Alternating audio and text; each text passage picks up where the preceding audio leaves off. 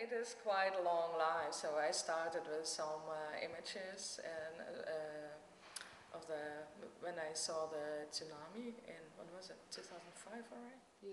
This time I made a sculpture, a little black girl in the mud, and then I saw the images of the tsunami, and I saw all the people in the mud, and I said, oh, that's a subject that it's quite close to my ideas about where I'm working on.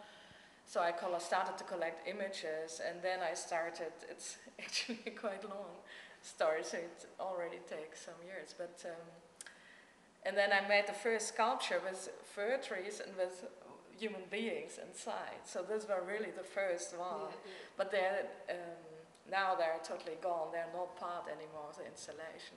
So then, because I thought it would be too illustrative, and when I wanted to make a work about the silent after the catastrophe, so this human being inside, they were not silent enough. So I thought it would be stronger if there would be landscape.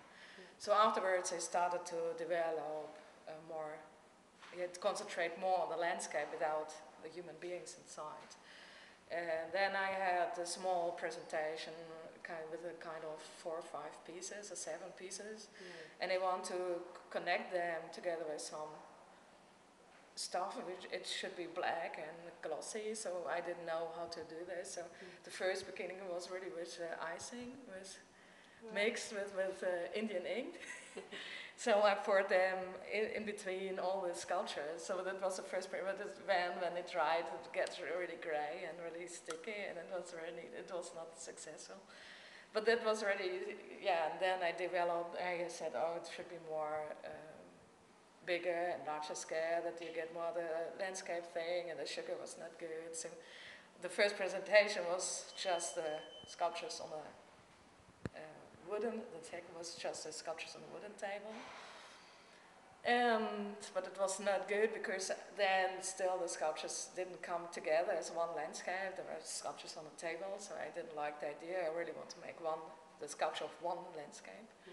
And then after a while, then we're looking for several things, and suddenly I said it should be water in between. So then it was water. And then it was shown, I think 2000, so it was really 2006 or 2007, and in a museum in the Netherlands. And they have a kind of project space for young artists, and there it was shown the first time. And it was really like a bit more like this, but smaller even though. So now for this I made it bigger, and I added a lot of more elements. I'm German, so I grew up next to the woods, and when I was a small child, I was walking through the woods. So there's always, it was a kind of, for me it's a kind of normal kind of perception that you also have the woods, and on the other side you have the architecture of and the culture. And for me, the woods had always been, at the one time, this idyllic thing about woods, and at the same time, more the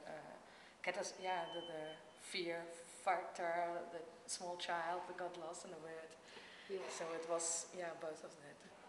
I showed it also in Belgium, and at a place where it is really like there was the First World War.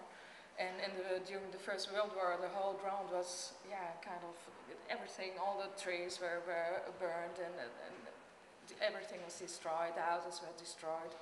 So in a way, it was also quite, had a quite big impact there concerning the history. And now, of course, we have this wood fires, the bushfires. So for here it's totally different, and I'm surprised when I had to walk here outside, and I was surprised how close it comes. Also, even though I hadn't been here before, but that it also comes quite close to the nature here that I hadn't seen before, and that I didn't use as images, as inspiration for this installation. But I'm always surprised how, even though it's quite specific, that's also quite general image, this installation. That also, people from Finland say, oh, it's like Finland, and the people from Japan, oh, it's like us, there in Japan, and we're sure that you had been there before. So, yeah.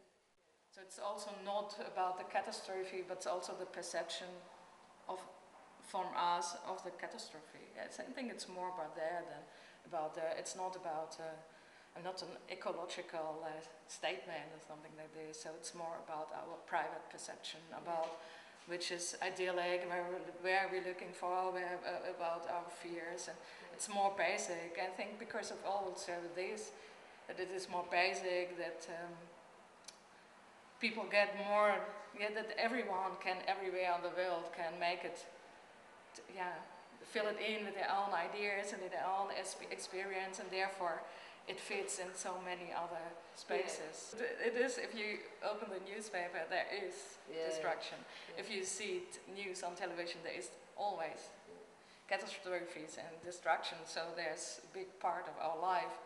We are attracted by the destruction, and it's a strange thing, and it's also what going back to the first images that I saw of the tsunami, that was it was with Christmas, so all the family is sitting together, and then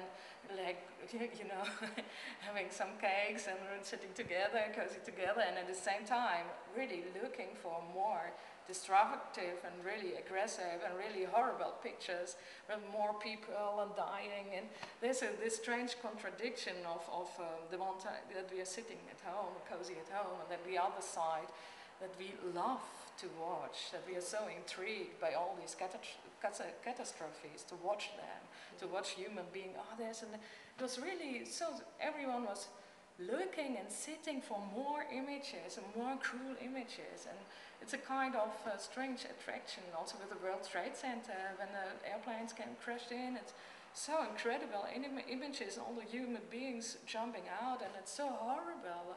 At the same time, we are so intrigued by this. So there was this question, I couldn't get good grip on it. Yeah. And at the moment when there's a question, I cannot get grip on it, I got intrigued, and then that is the basic always in all my works to start to work on. That is something that I cannot understand. I grew up with all of this art and the history of art, and I don't think about it, even though, because it's so part of my how I see things, and how I always worked with clay. For me it was quite I got a mother, and she bring me in contact with all different kind of materials. So as a child I also used clay. So it was quite normal for me to build things. If I wanted to build something like a Lego small doll, and not to buy it, but just to build it. So it was kind of normal thing for me that if I want a fir tree like this, then I can build it. So that is more the practical thing. So I studied sculpture, so I didn't study ceramics. I have not a ceramic background.